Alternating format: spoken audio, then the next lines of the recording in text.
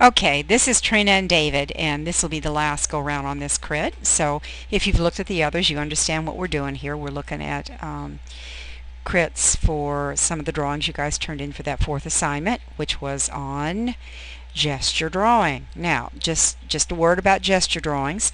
Go back, if you will, and look at what that instruction or the description of what a gesture drawing is. That's a good place to start. And then the way I would describe it is basically it's where your whole arm and wrist and hand are making the gesture of whatever that image is. In other words, if I were drawing a ball, you would see my arm, my hand, my wrist going in a circular motion as one thing. And of course, it's just coincidental that in the end of my hand is hopefully a piece of charcoal who's putting a mark on it, which is putting a mark on the paper. But anyway, that's the concept of the gesture from there. Let's see if I can move that out so we can see the whole image. This particular one, let me move this down, I think is Trina's. Yeah, I think it was her last one. And I like the way she's gone in and tried to give us some depth on that. I appreciate that, Trina. And I like some of the line things, especially what's going on right up there. I think gesturally it's not doing it. I don't have the feeling of everything just kind of being described, a quick, loose, free kind of drawing. I have a feeling that you have spent some time and effort in making this straight, for an example, making that ellipse work, making this, but this line quality is just the thing that I love on your lid. Over here I see you searching for that curve. You can see how that line goes over and over to make it work, and maybe a little, this comes close to gesture here, but this is almost the same color as that, and I still don't see those quick kind of lines or strokes that I want to see. So that's kind of what I would tell you about number 3. Now let me go back and look at number 1. This is the kind of thing I'm talking about that's happening in the background, only I don't care about the background. I want to see that happen in the actual construction of this shape, okay? I want to see this looked for as your arm goes around and your wrist and where the line hits, just like it does here. See how free that line is? It presses hard, goes up, makes a turn, lightens up as it comes down. Presses hard, goes up, lightens up as it comes down. I don't see that here. I see you carefully laying in that line. That's not gesture. Gesture is quick and very free, and it describes what it is you're drawing, okay? And this was the last one.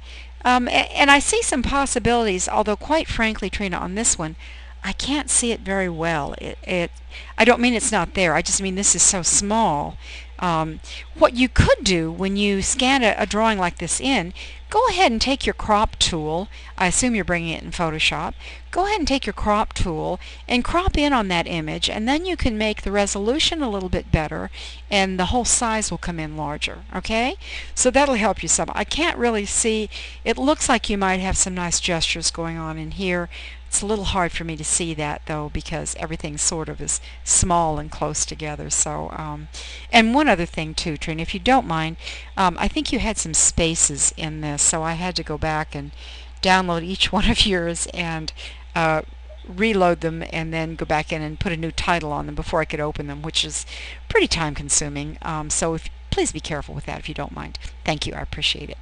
Let me go to David. I think this is the first one David did. Now this is what I mean. See how nice that is? That's looking for the gesture. That's looking for the shape of that vase. Now this over here, he's struggling. He's doing that little feathery thing, and that doesn't work. But look here, that's looking for the shape. That's looking for the shape. And these start to, and then they get a bit obscured by that. Don't be discouraged, David. Don't be discouraged at all. I mean, this is a very uncomfortable thing to do. And like I said earlier, a lot of people who've drawn are new to gesture drawings, and it takes them a while to get their sea legs, so to speak. And here I can't see, and I don't know if it's because it's too small. I begin to see a promise of some nice lines in there, but maybe the whole drawing just came in too small on that. So, you can make it a little larger. It says down here that it's about almost 300K. You can break out a little bit on that.